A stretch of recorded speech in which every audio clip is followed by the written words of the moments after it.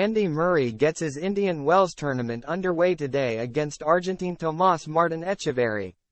Andy Murray has the perfect conditions to climb back up to the seeded spots in the men's rankings and begin challenging for a Grand Slam title again, according to Mats Wilander. Murray appears to be in a good place in the early months of 2023, having reached the third round of the Australian Open for the first time in 6 years before reaching the final at the Qatar Open.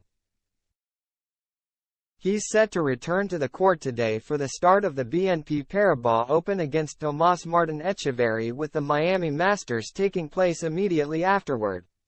The Sunshine Double is a great opportunity for players to climb up the rankings with strong performances. The former British number 1 suffered a disappointing early exit at last year's Indian Wells before being handed a tough draw in Miami, where he lost to Daniil Medvedev in the second round.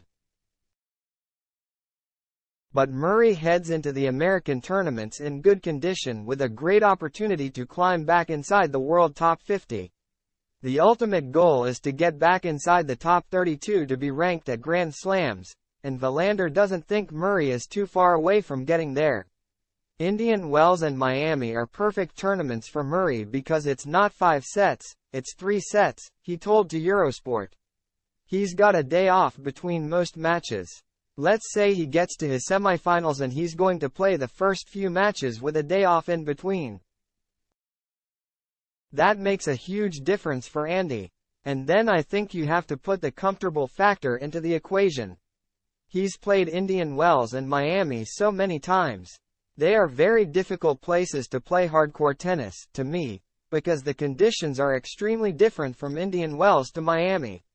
Indian Wells is very high, bouncy, it's very slow. So there are certain opponents that you're going to have a problem with.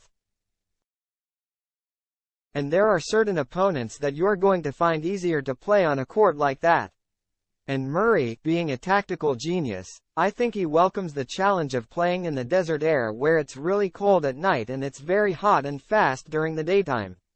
And to Murray, I think these conditions and circumstances are perfect for him. So I believe this is where he can make his move higher up in the ranking. Because, again, we have to remember someone like Murray, if he's going to win a Grand Slam tournament again, the first step is to be seeded.